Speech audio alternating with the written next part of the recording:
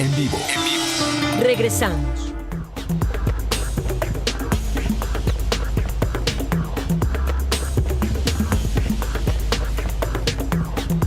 La defensa de los hermanos Farías Laguna, del contraalmirante específicamente Fernando Farías Laguna, emitió una tarjeta informativa esta mañana en donde dice: la defensa del contraalmirante Fernando Farías Laguna confirmó que ya tuvo comunicación con su cliente, incluso desde el momento en que aterrizó en México, y que se encuentra a la espera de la notificación formal de la audiencia inicial.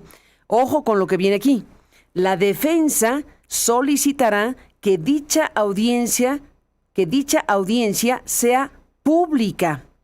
Sea pública en atención al principio de publicidad que rige el sistema penal acusatorio.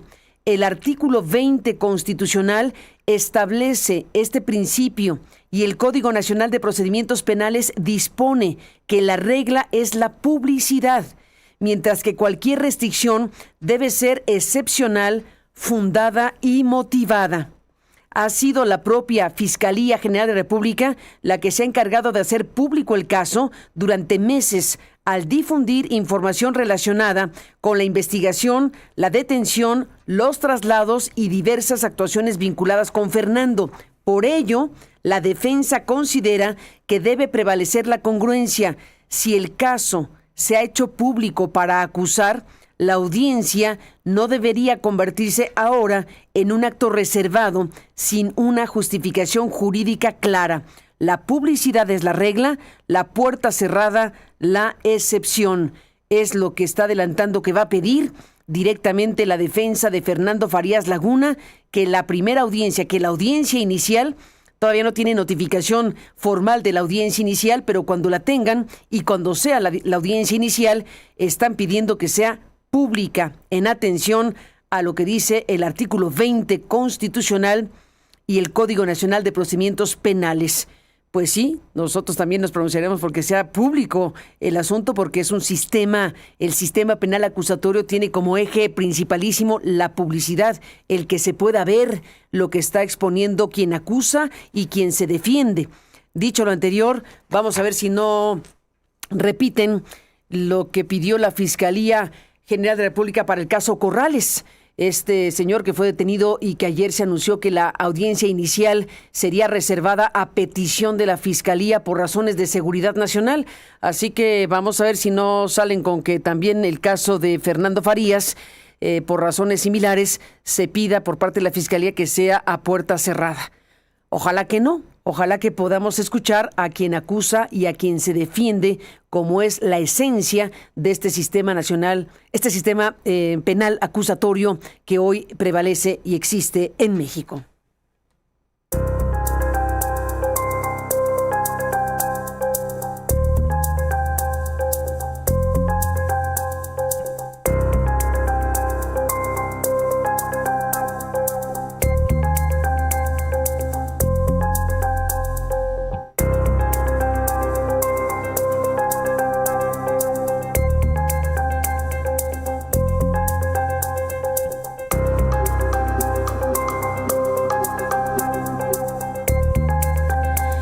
Le agradezco muchísimo esta mañana a un investigador muy importante que se ha especializado en mercados ilícitos de combustibles. Se ha especializado en este tema que es autor de un libro que se llama Huachicol, el nuevo mercado criminal en México, y que está enfocado obviamente a este mercado negro que abastece porciones significativas del consumo energético. Le agradezco muchísimo a Samuel León Sáenz, que pues esté aquí esta mañana pues con motivo de este tema. Digamos que lo más inmediato en términos del asunto es el traslado del contraalmirante Fernando Farías Laguna de Argentina a México y los procesos judiciales abiertos respecto al tema. Pero hablando del tema mismo, ¿qué podemos decir hoy por hoy, Samuel, del tema del huachicol fiscal? Bienvenido al programa, buenos días y gracias por estar acá. Hola Carmen, muy buen día. Muchísimas gracias por el espacio. Al contrario a ti, pues tú que has investigado todo esto, ¿de qué tamaño es el asunto del huachicol fiscal? ¿De qué tamaño es este fenómeno criminal que impacta de mil maneras a nuestro país? Es un mercado negro macrocriminal, Carmen, que genera miles de millones de dólares de ganancias al año. De acuerdo a un invitado tuyo que tienes regularmente en el programa Barnés de Castro, El doctor Barnés, que ha dado solo los durante cifras. lo... sí, exactamente, él es muy bueno, obviamente. En base a cifras que él ha publicado, yo he calculado que durante el obradorismo entraron 9,000 millones de dólares al país solo de diésel. Y en 2021, el pico, cuando entra la mayor cantidad de diésel importado de manera ilegal, cubre el 30% de toda la demanda nacional. Entonces estamos hablando de un mercado negro enorme que fácilmente le rivaliza en ganancias al narcotráfico internacional. ¿Cómo fue esto? ¿Equivalente? Disculpa, se cortó. No te preocupes, es equivalente. Bueno, veíamos al Departamento del Tesoro, hemos visto los informes que ha emitido el Departamento del Tesoro de los Estados Unidos y ha dicho que es la segunda fuente de ingreso del crimen organizado después del narcotráfico. Sí, y hasta podría, yo creo, rivalizarle al narcotráfico ¿Ya estarían a internacional. la par casi casi? No sé si se... Pues ambos son mercados negros que generan miles de millones de dólares en ganancias. Es muy difícil, por ejemplo, medir exactamente cuánto genera el narcotráfico con absoluta certeza, ¿no? Es un mercado negro donde los bienes traficados son inherentemente ilegales. En el caso, por ejemplo, del diésel, sí podemos tener una idea de cuánto entró.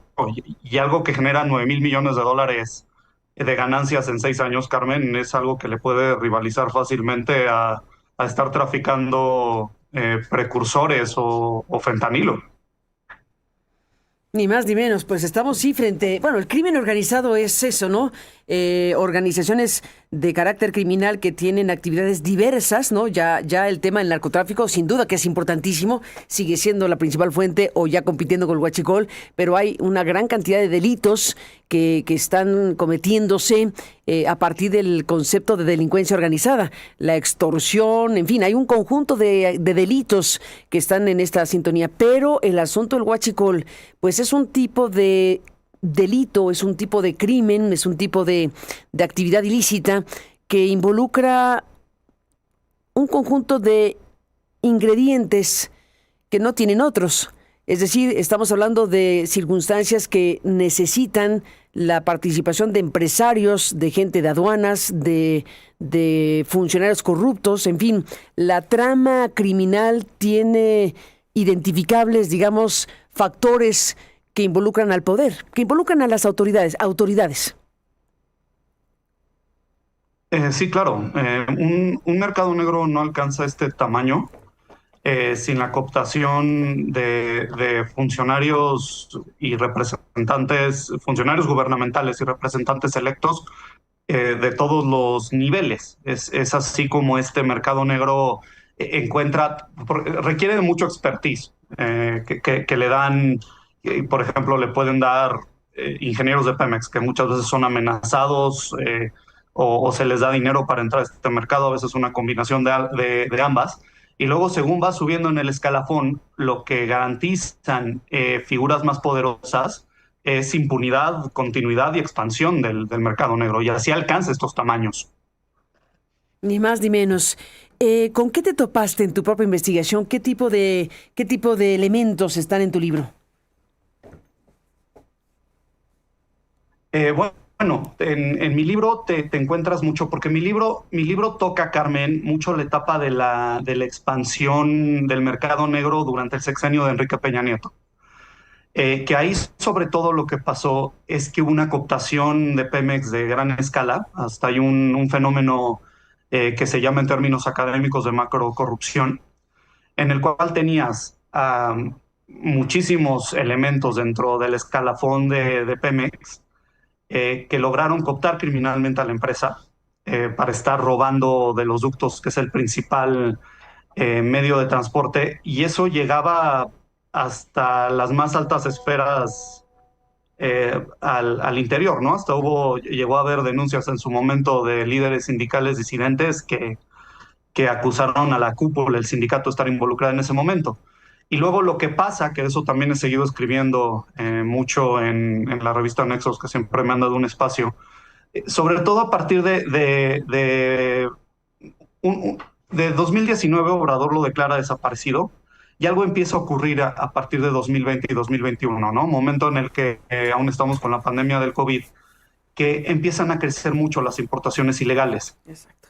Y con estos tenemos un descenso de la demanda nacional de energía, ¿no? Que es una contradicción, la gente lo está consumiendo, estamos encerrados en nuestras casas, y de pronto empieza a crecer mucho la importación de unos productos, aceites lubricantes, etcétera. Y en realidad lo que están trayendo es diésel y gasolinas a gran escala.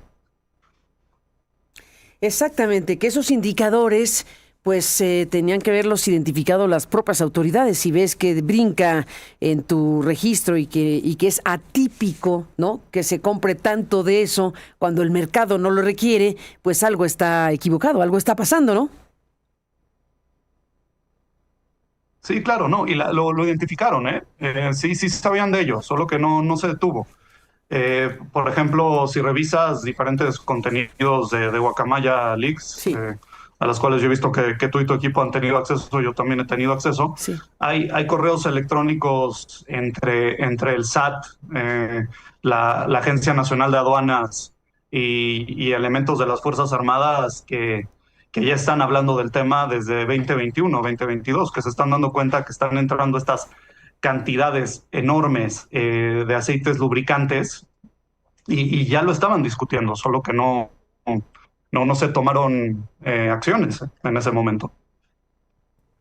Ni más ni menos, pues estamos frente a esto y ahora lo que está en curso, pues son las investigaciones judiciales, ¿no? Estamos hablando de que esto que ha ocurrido en los últimos años, en este sexenio, bueno, en la parte final del sexenio de López Obrador es cuando abrieron la primera investigación relacionada con el tema de los marinos involucrados en este tema.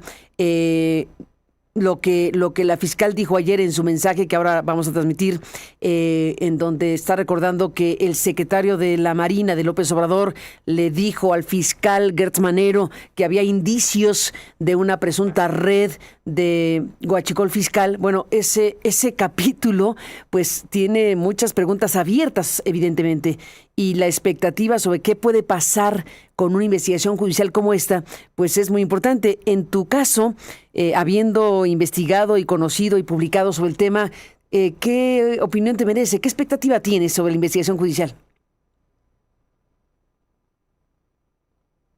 Bueno, esperemos que lo que tú decías al principio, ¿no? Que estas audiencias no sean reservadas, ¿no? Recientemente el país publicó hasta información que la defensa de los acusados filtró, en la cual un testigo de la fiscalía habla de un problema que tuvieron con un decomiso después del Challenge Proicon, Sí, que fue en Guaymas, ¿no? Que los sí. contacta ahí una figura muy importante que aún no ha caído, no lo han detenido, que se apellida Solano, que parece que este hombre, que era un marino retirado, era el articulador, el articulador que se encargaba de la cooptación al interior de esa red, y que pues supuestamente involucra a una figura que llaman de que este barco, ¿no? Que está decomisado en Guaymas, que hay que liberarlo pronto, porque es un tema nada más menciona la palabra Andy. Sí. Entonces, por ejemplo, hay unas implicaciones, obviamente, Carmen, fuertísimas, ¿no? Enormes.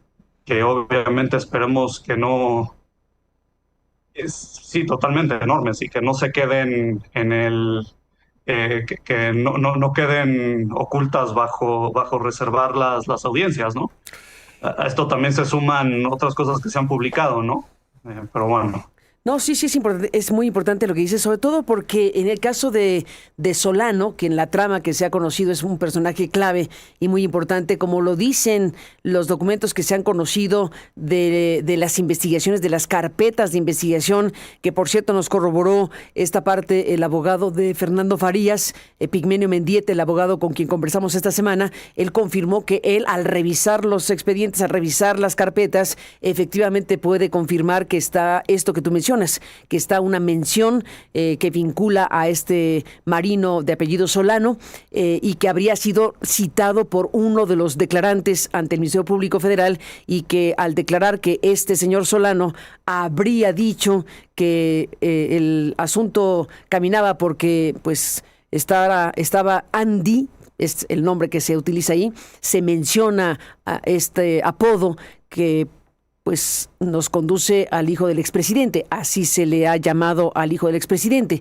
En fin, es una mención que está en las carpetas, como está también otra mención de quien fuera secretario de Gobernación, Adán Augusto López, está también mencionado por estos dos personajes que han declarado ante el Ministerio Público Federal.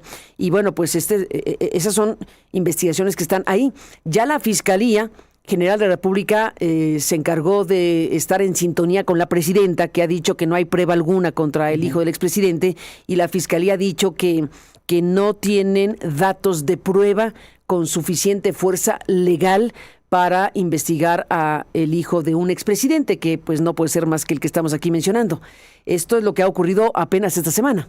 Así que, por un lado está el conocimiento y el alcance que tiene la información disponible respecto al huachicol y al huachicol fiscal, y los procesos judiciales que están en curso y las preguntas abiertas de qué va a pasar cuando ya esté en México Farías Laguna, el otro hermano, detenidos como parte de esta red, acusados como parte de esta red que involucra en este caso a personas relacionadas con la Marina de México.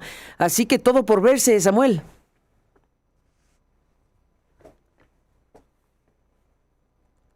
Todo por verse. Sí, claro. Sí. Aparte, disculpa, Carmen. Nada. Todo por verse es lo que digo, es un recuento de cosas. Y bueno, pues por lo que... Sí, te escucho. No, sí, claro. Y ahorita nada más una cosa que me brincó ayer de lo que dijo la fiscal en la declaración, ¿no? Que ya habla de cómo el almirante secretario de López Obrador se ha habido en contra, ¿no? de estas operaciones criminales. Ella menciona en su declaración que el Challenge Proicon traía 8 millones de litros. Originalmente se habían declarado que eran 10 millones de litros de diésel, y luego tu equipo de investigación, hasta ahí yo leí de ahí es esa fuente que yo leí, resultaba que el Challenge Proicon traía más de 20 millones de litros. Pues es que sí, Mexicanos contra la Corrupción y la Impunidad han dado ese dato importante, lo compartimos aquí con el público de Aristegui Noticias, pero bueno, sí, tenemos ahí un conjunto de informaciones y de cosas que son de estas dimensiones, así que estamos pues en la antesala de algo que no sabemos hasta dónde va a llegar. En la antesala de una investigación, una antesala en el procesamiento de una investigación sobre algo que tú has investigado y que, como decíamos, pues está registrado en este libro y en lo que tú has podido publicar precisamente sobre el tema. Así que el mercado o los mercados ilícitos de combustible, este mercado criminal y cómo se abastece a partir de este mercado criminal. Me detengo aquí, que es parte de tu investigación, Samuel. ¿Cómo se abastece con este mercado negro pues porciones significativas del consumo energético? Ese es un foco importantísimo de lo que has investigado. ¿Cuántos se alimentan de estos combustibles que vienen tocados por la ilegalidad en México? Bueno, hay sectores muy importantes que adquieren estos combustibles, ¿no? De entrada, la ONEXPO, la Organización Nacional de Gasolineros, han expuesto cifras de que por cada lugar de expendio ilegal en México hay 1.6 ilegales. Lo cual obviamente te habla de este lado de la demanda, ¿no? De este mercado tan grande. En su momento, y eso apareció en mi libro, se llevó a cabo una importante encuesta al sector de transporte de carga. Esto fue durante Peña Nieto y una tercera parte de todos los encuestados admitía que había comprado diésel ilegal en diferentes instalaciones, a veces en pie de carretera, a veces en estaciones que son de empresas que tienen dentro de sus instalaciones su gasolinera y ahí pueden despachar. Algunos gasolineros, existen gasolineras que operan directamente dentro de redes criminales, ¿no? De eso el Departamento de Tesoro acaba de sacar unas explicaciones muy buenas en sus series de sanciones, ¿no? Una red, por ejemplo, ligada al CJNG que tiene 25 gasolineras en Veracruz. Luego también existen casos de empresarios gasolineros que operan de manera cómplice. O luego también, esto hay que tenerlo muy en cuenta, Carmen, muchas veces son amenazados. Ujú. Sobre todo muchos de estos actores que se involucran, que no tienen mucho poder, son amenazados y una vez que ceden esas demandas, ceden esas amenazas porque no hay ninguna protección para ellos, a ellas se les empieza a dar dinero, porque esta cosa de plato a plomo sí es real. Ujú. Entonces tenemos a todos estos sectores que están consumiendo y que el primer comentario que te estaba haciendo, la primera pregunta, que no sé si se escuchó, imagínate que en 2021 el 30% del diésel que se consume en México es ilegal. Estamos hablando de una cantidad que hasta podríamos llamarlo de riesgo para el sector energético y para la seguridad nacional. Ni más ni menos, pues frente a eso estamos, Samuel León Sáenz. Te aprecio mucho que nos permitas escucharte y bueno, pues seguir de cerca lo que están siendo tus investigaciones y las publicaciones que has hecho sobre el tema del huachicol, este nuevo mercado criminal en México y como tú dices, enfocado en cómo el mercado negro abastece porciones muy importantes de lo que se consume en México y otros ángulos de tu trabajo. Gracias, Samuel, por estar aquí y seguiremos hablando. Buenos días. Carmen, muchísimas gracias. Buen día. Igualmente, gracias a ti, Samuel. Gracias por tu presencia con esta información y estos comentarios y análisis respecto a este tema. Bueno, déjeme presentarle